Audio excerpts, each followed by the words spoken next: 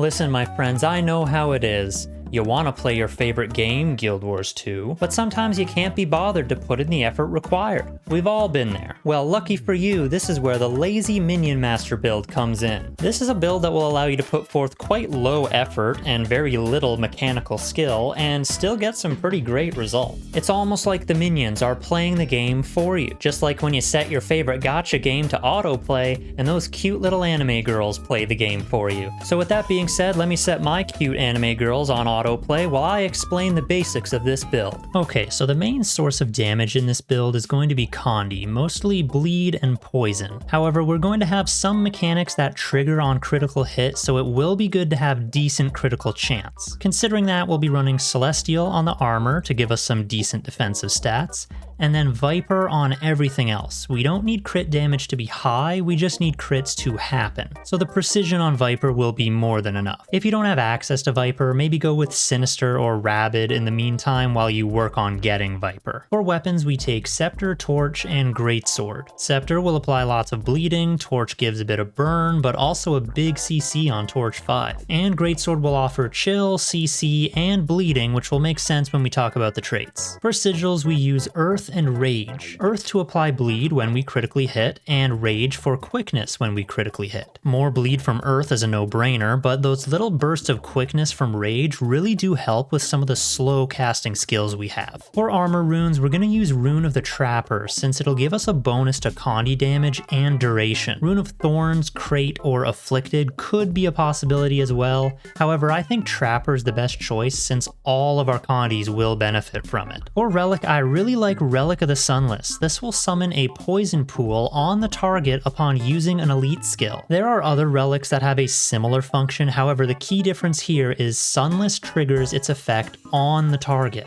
Other relics such as Crate or Nightmare will have the effect trigger at your location, or they may have a range limit, so Sunless is better for this playstyle. Okay, let's talk traits and skills. We're going to use Death Magic, Curses, and Reaper. Death Magic obviously, since this is where all the minion buffs are. We need this one. We're going with top.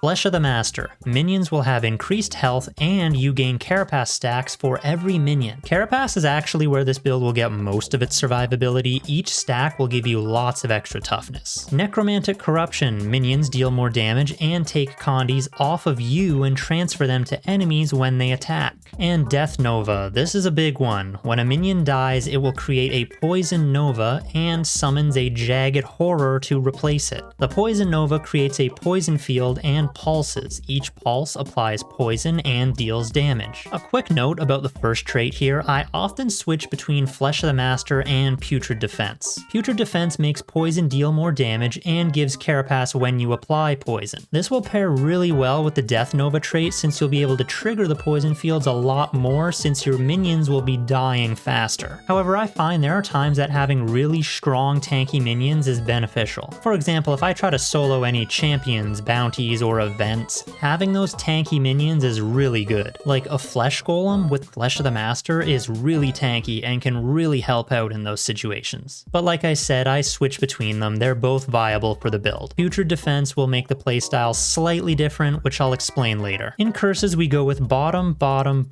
Chilling Darkness, Blinds will now apply Chill. Parasitic Contagion, 5% of Condi damage will heal you. Very nice to have. And Lingering Curse, Condi damage is increased, Condi damage from Scepter lasts longer, and Scepter 3 becomes Devouring Darkness, which is very good for some life force generation. Finally, in Reaper, we're going straight down the middle. Chilling Nova, crits on a chilled target will cause a chilling explosion. Chilling Victory, hitting a chilled foe grants might and life force. Deathly Chill, Chill now applies bleeding over time. For skills, we are Minion Master, so obviously take all the minion skills. I usually go with Blood Fiend, Bone Minions, Rise, and Flesh Golem. You could swap out Bone Fiend for Shadow Fiend, but personally I like having a mix of melee and range minions. That way if there's really heavy melee pressure, I don't end up losing all my minions at once, because honestly, without minions, this build doesn't do much. The way this build works is brain dead simple. Just summon all your minions and attack your target. Your minions will attack the same target as you, so try not to switch targets too fast. Let them do the fighting. Be sure to make use of the Flesh Golem's active skill as much as you can. This will trigger Relic of the Sunless and deliver a big CC. So sometimes you can actually stun an enemy inside the poison pool, which is pretty satisfying to watch. You can make use of the other minion active skills as you like. For the most part, you can pretty much just use whatever weapon skills as you see fit. This is a lazy build after all. Scepter will apply lots of bleeding. Scepter 3 will generate life force. Use Torch 5 if you need a hard CC. On Greatsword, number 5 is a hard CC and will apply chill and bleeding. Number 4 will apply blind, chill, bleed, and cripple. 2 and 3 are both whirl finishers, so keep an eye out for those poison nova fields. If you use a whirl finisher in a poison field, it will generate poison bolts, which will apply a big burst of poison. Let me just show you closer what I mean by this. As you can see, the poison nova goes off and the poison field goes down. When using Greatsword 2 or 3, you can actually see the combo poison bolts, and if you look closely, you can see the individual poison bolts themselves. If your target is really close to you when this happens, they'll get hit by a lot of these bolts. If using the Putrid Defense trait, your minions will die a lot faster, so these poison fields will pop up more often. So in that case, you might want to be using your Greatsword a bit more often so you can make use of those whirl finishers for the poison bolts. Also, keep in mind you can create a poison field at will by exploding a bone minion whenever you want. Use Rise whenever you can to summon more minions. It's best to use this when there's a lot of enemies around so you can get the maximum number of minions out of it each time. But generally you can just use this off cooldown to keep the minion numbers up. Don't hold on to it waiting for the perfect opportunity. It's better to just be using it than not. As for Reaper Shroud, this build doesn't use Shroud too much. It pretty much just enters Shroud, drops all skills, and exits. All Shroud skills are useful for things like CC, Condi Burst, or just the general utility of the Shroud health bar, but we aren't going to be camping Shroud the way that some Necro builds do. I find it's better just to dump the skills and leave Shroud. Remember, it takes about 30 seconds for all Shroud skills to cool down, so try your best to keep that timing in mind. Like I said at the beginning, this is a really lazy build, which some people might like while others may not. Most of the gameplay shown here is champion fights, hero point challenges, or events that most players generally struggle with while solo, and this build takes care of it all with not much difficulty, or even very much mechanical skill. I very often make mistakes, miss burst windows, mess up my cooldown timing, but none of that seems to matter. The build keeps going, damage keeps flowing, and survivability is still there, thanks to the Carapace mechanic, of course. One thing I have noticed though is this build doesn't have any stun breaks and not too much Condi clear, so it's a good idea to at least try to avoid big CC or any Condi bombs when you can. However, you may notice in this gameplay I have been getting stunned and Condi bombed, and it doesn't seem to matter. So if you've been looking for a simple, lazy build that will still complete a variety of content,